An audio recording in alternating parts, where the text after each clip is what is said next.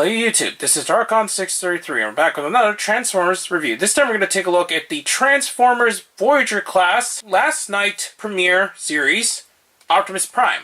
Now the main reason why I got this Optimus is the fact that I really like the design of the Age of Extinction to the last night design of Optimus, and this is a particular scale that I've been wanting since Age of Extinction for the character, since it's definitely a lot more in scale with the other Autobots in this particular scale. While the leader class had its own charm for a lot of ways, it also wasn't scaled properly with any of the characters, and it was rather way too big in general. So it's nice that we actually have scaled down Optimus that actually looks really nice in both playability and overall design. Anyways, we're going to take a look at the box. The box is in a very similar movie-style box, but it's definitely a lot more bright than some of the ones we've been getting. It has this very interesting CGI render of Optimus Prime. It says Transformers on the side as usual. Back actually shows the figure and so on. And it actually transforms in 30 steps, which is actually quite impressive in my opinion. Has another picture of Optimus with the sword, and that's about it otherwise for this box. We're now going to take a look at the Optimus more closely.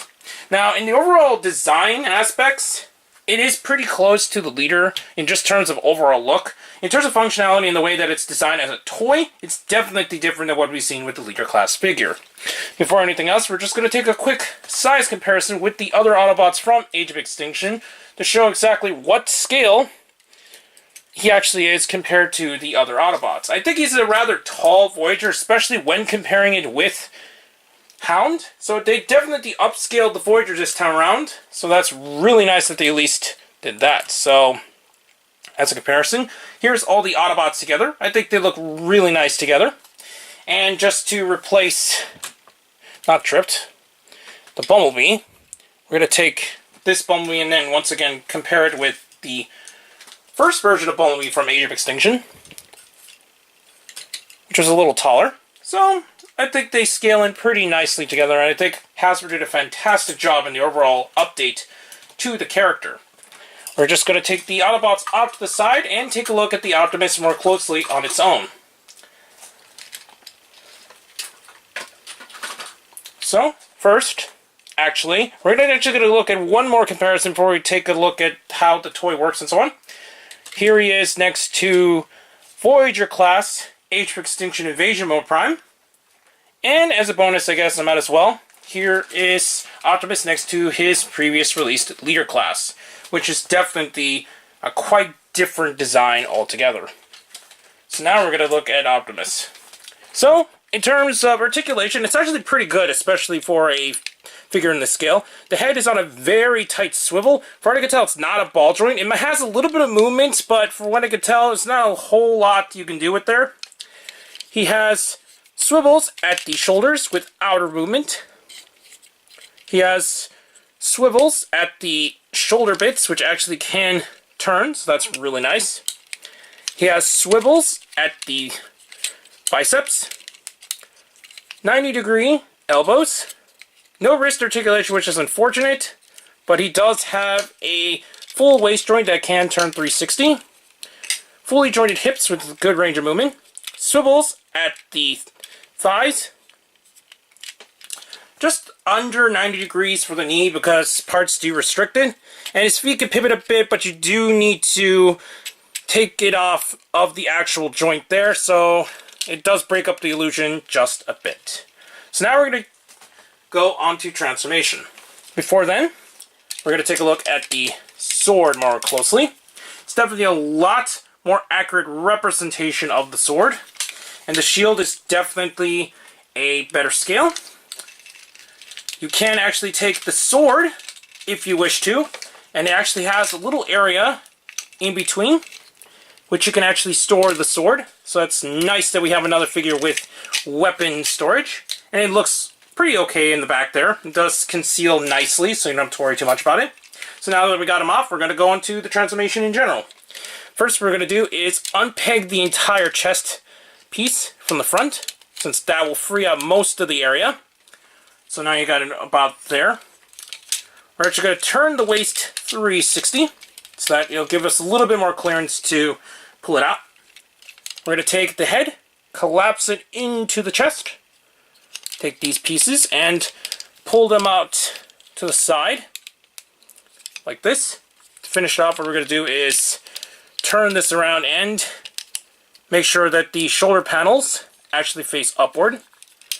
So it looks something like this. So we got that going on. We're going to take these red panels, and it's kind of hard to pull in. Sometimes they like to pop off for me, but we're going to do it slowly in order to make sure that we pull it. So there we go. Didn't pop off for once. So it looks like that. We're going to do the same for the other side. And this one's a little bit more tricky than the other side for what I can tell. So we're just going to slowly try to pull it up. As you can see, it does pop up quite a bit for some reason on this side. So we're just going to peg it back into the arm. There we go. Now we got it situated in the way that it's supposed to. We're going to take this, make sure that we lay it together. Before we do anything else, we're going to open up the entire leg assembly. So first we're going to unpeg these side panels. Turn these around for now so that we get into position when we get to the point. We're going to turn these completely around. Unpeg the legs and turn these around.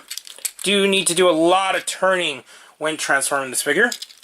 We're going to take these, and these will form on the back of the area as if you're attaching a cap to something. Turn this around one more time. So it looks like this. Make sure that the silver bits are facing each other. Peg them together. Pull these panels out to the side. We're going to lay this flat. But first we're going to pull these panels out. Then we'll be able to have enough clearance to push this entire assembly down. So it looks like this. And now you got a very familiar kind of transformation for the Optimus in the movieverse. We're going to pull these around. Peg these down. And they will actually peg into an area in an empty holes there. It's a little tricky, but it does peg in. The same for the other side. Looks like this. Make sure that these go underneath the panel, like this. So I'm going to quickly do that. And then these will peg into the sides there.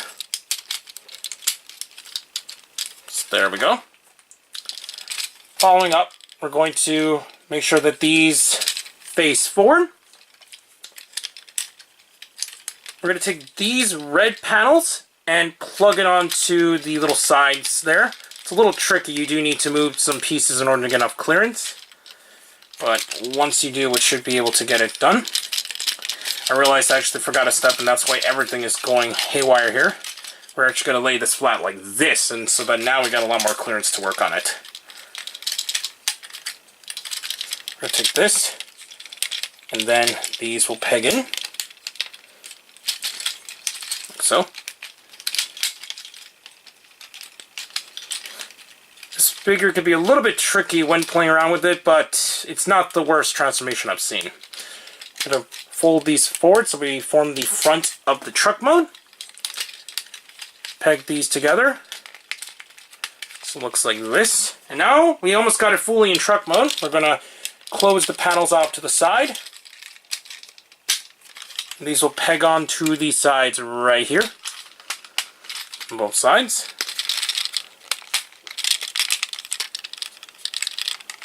And then this will cover the entire top of the truck mode. We peg them together. It does have several areas to peg in, but if you don't have it all aligned, it does have a hard time actually pegging in and having enough clearance. But eventually you should be able to peg it all down.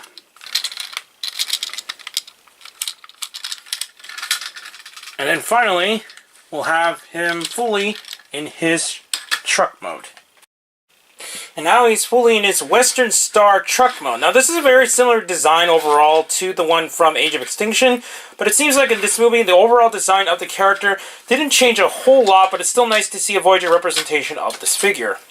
We actually can store the shield up here. That's actually cool that you can actually store it towards the cab rather than some other figures which you can only store it in the opposite direction. What's cool is that you can take the sword and slide it underneath, so you can actually even store the sword if you wish to, so that's really nice that you're actually allowed to do so. So, it has some really good weapon storage in both modes. What's cool, too, is that if you wanted to reenact the calling all Autobots scene from Age of Extinction, you can with the actual vehicles as well. So we're just going to quickly bring out the vehicles that are in the scene, since there wasn't that many Autobots in Age of Extinction outside of the Dinobots. And from there, you can actually see it's a pretty good scale with each other. As a random bonus, we're actually going to replace the Bumblebee here as well. So, that actually looks nice as well. And if you wish to, we're going to just take the other vehicles off to the side and take a look at another comparison with Invasion Mode Optimus Prime in vehicle mode, which is a lot smaller in the overall design. And as a final comparison, here he is next to the Leader class, which is completely huge compared to the Voyager figure here. Other than that, it does maintain the same plastic wheels, and it rolls nicely across the table, though it's a bit loud since it uses just the standard plastic wheel design. But the overall design, I think, has did a pretty good job in the overall likeness of Optimus in the new Voyager class figure. In conclusion, I think this is the best movie class figure, in my opinion, to date for Optimus Prime, and I think Hasbro did a fantastic job in the overall design and definite update to the character for the new scale. I think this figure works for both the display for Age of Extinction and also, obviously, for The Last Night, and I think it's really nice to see that Hasbro has definitely upped their game when it comes to the movie class figures. Obviously, it's definitely not, in terms of quality, up to Takara when it comes to paint, but the overall design is really well made, and I think this is a fantastic piece to add to your collection. At the $30 price, but it is kind of hard to recommend, but I did get it at Hasbro Toy Shop thanks to the 20% off email coupon, so it's definitely worth it for the $20 price, or maybe even the $25 price as the Voyagers were going before this movie line.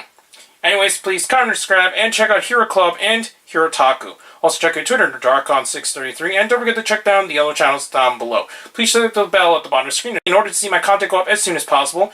I'm back with more Transformers reviews, but for now, I'll be seeing you later, YouTube. Bye.